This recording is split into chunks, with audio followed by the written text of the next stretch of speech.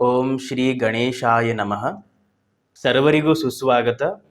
ಈ ಸಂಚಿಕೆಯಲ್ಲಿ ನಾವು ಗ್ರಹಗಳ ಮೂಲ ತ್ರಿಕೋಣ, ಉಚ್ಚ ರಾಶಿ ಹಾಗೂ ನೀಚ ರಾಶಿಗಳು ಅಂದರೆ ಏನು ಅನ್ನೋದನ್ನ ತಿಳ್ಕೊಳ್ಳೋಣ.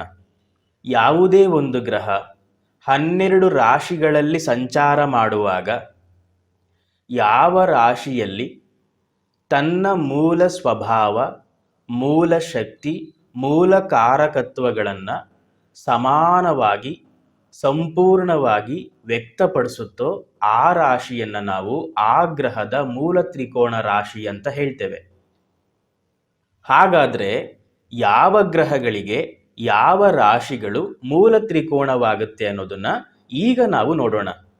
ಸೂರ್ಯನಿಗೆ ಸಿಂಹ ರಾಶಿ, ಚಂದ್ರನಿಗೆ ವೃಷಭ ರಾಶಿ, ಮಂಗಳನಿಗೆ ಮೇಷ ರಾಶಿ, ಬುಧನಿಗೆ ಕನ್ಯಾ ರಾಶಿ, ಗುರುವಿಗೆ ಧನಸ್ಸು ರಾಶಿ, ಶುಕ್ರನಿಗೆ ತುಲಾ ರಾಶಿ ಹಾಗೂ ಶನಿಗೆ ಕುಂಭ ರಾಶಿ ಮೂಲ ತ್ರಿಕೋಣ ರಾಶಿಗಳಾಗುತ್ತೆ.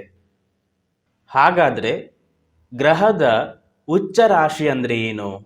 ಯಾವುದೇ ಒಂದು ಗ್ರಹ 12 ರಾಶಿಗಳಲ್ಲಿ ಸಂಚಾರ ಮಾಡುವಾಗ ಯಾವ ರಾಶಿಯಲ್ಲಿ ಆ ಗ್ರಹ ಸಾಮಾನ್ಯಕ್ಕಿಂತ ಹೆಚ್ಚು ಬಲವನ್ನು ಪಡೆದುಕೊಳ್ಳುತ್ತೋ, ಯಾವ ರಾಶಿಯಲ್ಲಿ ಆ ಗ್ರಹ ತನ್ನ ಕಾರಕತ್ವಗಳಲ್ಲಿ ಪ್ರಬಲತೆಯನ್ನು ವ್ಯಕ್ತಪಡಿಸುತ್ತೋ, ಯಾವ ರಾಶಿಯಲ್ಲಿ ಆ ಗ್ರಹ ತನ್ನ ಗುಣ ಸ್ವಭಾವಗಳಲ್ಲಿ ಅಧಿಕತೆಯನ್ನು, ಉನ್ಮತ್ತತೆಯನ್ನು ಸೂಚಿಸುತ್ತೋ ಆ ರಾಶಿಯನ್ನು ನಾವು ಆ ಗ್ರಹದ ಉಚ್ಚ ರಾಶಿ ಅಂತ ಹೇಳ್ತೇವೆ. ಆದರೆ ಅದೇ ಗ್ರಹ ಯಾವ ರಾಶಿಯಲ್ಲಿ ತನ್ನ ಶಕ್ತಿಯನ್ನು ಕಳೆದುಕೊಳ್ಳುತ್ತೋ, ಯಾವ ರಾಶಿಯಲ್ಲಿ ಆ ಗ್ರಹ ತನ್ನ ಕಾರಕತ್ವಗಳಲ್ಲಿ ನ್ಯೂನ್ಯತೆಯನ್ನು, ಕೊರತೆಯನ್ನು ವ್ಯಕ್ತಪಡಿಸುತ್ತೋ, ತನ್ನ ಗುಣ ಸ್ವಭಾವಗಳಲ್ಲಿ ಬಲಹೀನತೆಯನ್ನು ಸೂಚಿಸುತ್ತೋ ಆ ರಾಶಿಯನ್ನು ನಾವು ಆ ಗ್ರಹದ ನೀಚ ರಾಶಿ ಅಂತ ಹೇಳ್ತೇವೆ. ಹಾಗಾದರೆ ಯಾವ ಗ್ರಹಗಳಿಗೆ ಯಾವ ರಾಶಿ ಉಚ್ಚ ರಾಶಿ ಆಗುತ್ತೆ, ಯಾವ ರಾಶಿ ನೀಚ ರಾಶಿ ಆಗುತ್ತೆ ಅನ್ನೋದನ್ನ ಈಗ ನಾವು ನೋಡೋಣ. ಸೂರ್ಯನಿಗೆ ಮೇಷ ರಾಶಿ ಉಚ್ಚ ರಾಶಿ ಆಗುತ್ತೆ. ಅದೇ ಮೇಷ ರಾಶಿಯಲ್ಲಿ ಸೂರ್ಯ 10ನೇ ಡಿಗ್ರಿಯಲ್ಲಿ ಸಂಚರಿಸುವಾಗ ಪರಮೋಚ್ಚ ಸ್ಥಿತಿಗೆ ಬರ್ತಾನೆ. ಅಂದರೆ ಅರ್ಥ, ಸೂರ್ಯ ಮೇಷ ರಾಶಿಯಲ್ಲಿ ಸಂಚರಿಸುವಾಗ ಬಲಶಾಲಿ ಆಗ್ತಾನೆ. ಅದೇ ಮೇಷ ರಾಶಿಯಲ್ಲಿ 10ನೇ ಡಿಗ್ರಿಗೆ ಬಂದಾಗ ಆತ ಮತ್ತಷ್ಟು ಬಲವನ್ನು ಪಡ್ಕೊಳ್ತಾನೆ. ಯಾವ ಗ್ರಹ ಯಾವ ರಾಶಿಯಲ್ಲಿ ಉಚ್ಚ ಸ್ಥಿತಿಗೆ ಏರುತ್ತೋ ಅಲ್ಲಿಂದ 7ನೇ ರಾಶಿಯಲ್ಲಿ, ಅಲ್ಲಿಂದ 7ನೇ ಮನೆಯಲ್ಲಿ ಆ ಗ್ರಹ ನೀಚ ಸ್ಥಿತಿಗೆ ಇಳಿಯುತ್ತೆ. ಅಂದರೆ ಸೂರ್ಯ ಮೇಷ ರಾಶಿಯಲ್ಲಿ ಉಚ್ಚನಾಗ್ತಾನೆ. ಅದೇ ಮೇಷ ರಾಶಿಯಿಂದ 7ನೇ ರಾಶಿಯಾದ ತುಲಾ ರಾಶಿಯಲ್ಲಿ ಸೂರ್ಯ ನೀಚನಾಗಿ ಹೋಗ್ತಾನೆ. ಸೂರ್ಯ ಮೇಷ ರಾಶಿಯಲ್ಲಿ 10ನೇ ಡಿಗ್ರಿಯಲ್ಲಿ ಪರಮೋಚ್ಚ ಸ್ಥಿತಿಗೆ ಏರ್ತಾನೆ. ಅದೇ 10ನೇ ಡಿಗ್ರಿಯಲ್ಲಿ ತುಲಾ ರಾಶಿಯಲ್ಲಿ ಆತ ಪರಮ ನೀಚನಾಗಿ ಹೋಗ್ತಾನೆ. ಇದರ ತಾತ್ಪರ್ಯ ಏನು ಅಂದರೆ, ಯಾವ ಗ್ರಹ ಯಾವ ರಾಶಿಯಲ್ಲಿ ಎಷ್ಟನೇ ಡಿಗ್ರಿಯಲ್ಲಿ ಬಲಶಾಲಿಯಾಗುತ್ತೋ, ಅತಿ ಹೆಚ್ಚು ಬಲಗಳನ್ನು ಪಡ್ಕೊಳ್ಳುತ್ತೋ, ಅಷ್ಟೇ ಡಿಗ್ರಿಯಲ್ಲಿ ಅಲ್ಲಿಂದ 7ನೇ ರಾಶಿಯಲ್ಲಿ ಆ ಗ್ರಹ ತನ್ನ ಬಲವನ್ನು ಕಳೆದುಕೊಳ್ಳುತ್ತೆ, ಬಲಹೀನವಾಗುತ್ತೆ. ಉಚ್ಚ ರಾಶಿಯಲ್ಲಿ ಯಾವ ರೀತಿಯಾಗಿ ವರ್ತಿಸ್ತಿತ್ತೋ ಅದರ ನೀಚ ರಾಶಿಯಲ್ಲಿ ಆ ಗ್ರಹ ಅದಕ್ಕೆ ವಿರುದ್ಧವಾಗಿ ವರ್ತಿಸುತ್ತೆ.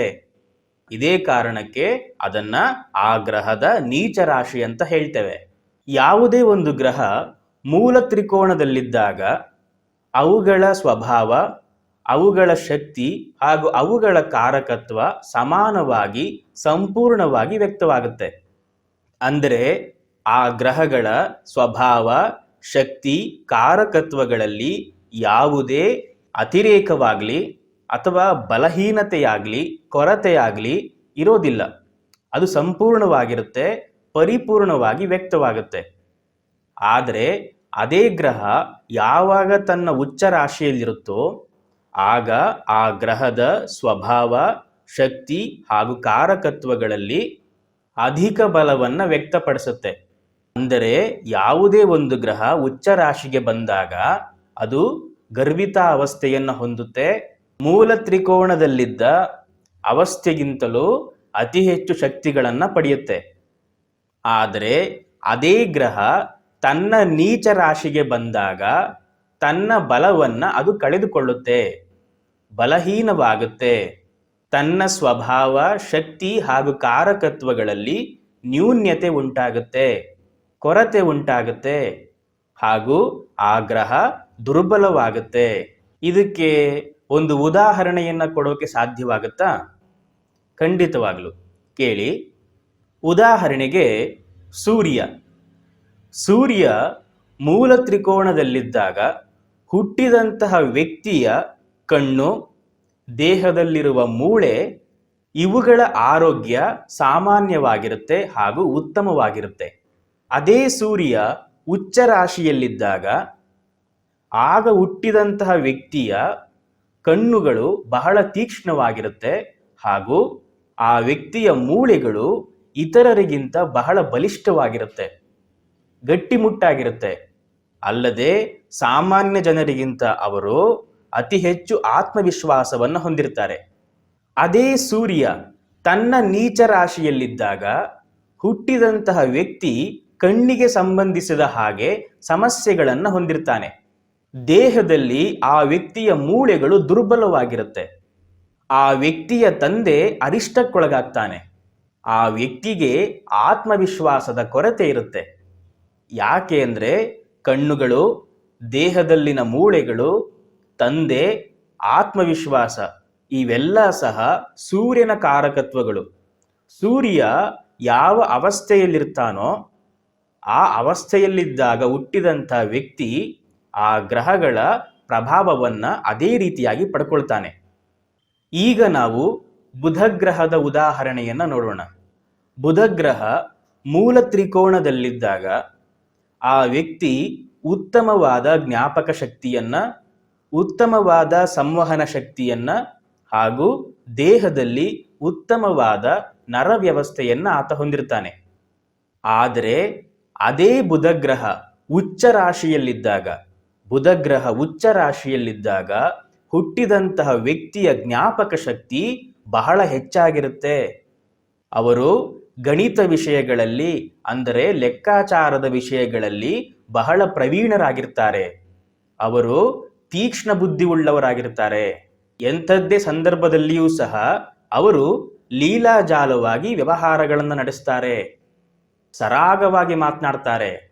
ಅದೇ ಬುಧ ಗ್ರಹ ತನ್ನ ನೀಚ ರಾಶಿಯಲ್ಲಿದ್ದಾಗ ಹುಟ್ಟಿದಂತಹ ವ್ಯಕ್ತಿಗೆ ಹೆಚ್ಚು ಜ್ಞಾಪಕ ಶಕ್ತಿ ಇರೋದಿಲ್ಲ. ಆ ವ್ಯಕ್ತಿ ಮಾತನಾಡುವಾಗ ಬಹಳ ಸಮಸ್ಯೆಗಳನ್ನು ಎದುರಿಸ್ತಾನೆ. ಯಾವುದೇ ನಿರ್ಧಾರಗಳನ್ನು ಅವರು ಬೇಗ ತೆಗೆದುಕೊಳ್ಳೋಕೆ ಸಾಧ್ಯವಾಗೋದಿಲ್ಲ. ಅವರು ಗಣಿತ ವಿಷಯಗಳಲ್ಲಿ, ಅಂದರೆ ಲೆಕ್ಕಾಚಾರದ ವಿಷಯಗಳಲ್ಲಿ ಬಹಳ ಹಿಂದೆ ಉಳಿದಿರ್ತಾರೆ. ದೇಹದ ನರ ವ್ಯವಸ್ಥೆಯಲ್ಲಿ ಅವರು ಸಮಸ್ಯೆಗಳನ್ನು ಹೊಂದಿರ್ತಾರೆ. ಯಾಕೆ ಅಂದರೆ ಜ್ಞಾಪಕ ಶಕ್ತಿ, ಮಾತು, ಸಂವಹನ ಶಕ್ತಿ, ನರಗಳು ಹಾಗೂ ಬುದ್ಧಿ ಇವೆಲ್ಲವೂ ಸಹ ಬುಧನ ಕಾರಕತ್ವ. ಯಾವುದೇ ಒಬ್ಬ ವ್ಯಕ್ತಿ ಹುಟ್ಟಿದಂತಹ ಸಮಯದಲ್ಲಿ ಆಯಾ ಗ್ರಹಗಳು ಯಾವ ಯಾವ ಅವಸ್ಥೆಯಲ್ಲಿರುತ್ತೋ ಆ ರೀತಿಯ ಫಲಗಳನ್ನು ಆ ವ್ಯಕ್ತಿ ಪಡೆದುಕೊಳ್ತಾನೆ. ಇದು ಗ್ರಹಗಳು ಮೂಲ ತ್ರಿಕೋಣದಲ್ಲಿದ್ದಾಗ, ಉಚ್ಚ ರಾಶಿಯಲ್ಲಿದ್ದಾಗ, ನೀಚ ರಾಶಿಯಲ್ಲಿದ್ದಾಗ ಏನು ಫಲಗಳು ಅನ್ನೋದಕ್ಕೆ ಒಂದು ಸಣ್ಣ ಉದಾಹರಣೆ.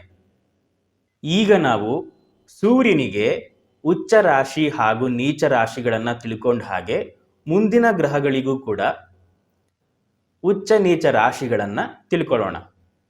ಚಂದ್ರನಿಗೆ ವೃಷಭ ರಾಶಿ ಉಚ್ಚ ರಾಶಿ ಆಗುತ್ತೆ. ಚಂದ್ರ ಅದೇ ವೃಷಭ ರಾಶಿಯಲ್ಲಿ 3ನೇ ಡಿಗ್ರಿಯಲ್ಲಿ ಪರಮೋಚ್ಚನಾಗ್ತಾನೆ. ಅಲ್ಲಿಂದ 7ನೇ ಮನೆಯಾದ ವೃಶ್ಚಿಕ ರಾಶಿ ಚಂದ್ರನಿಗೆ ನೀಚ ರಾಶಿ ಆಗುತ್ತೆ.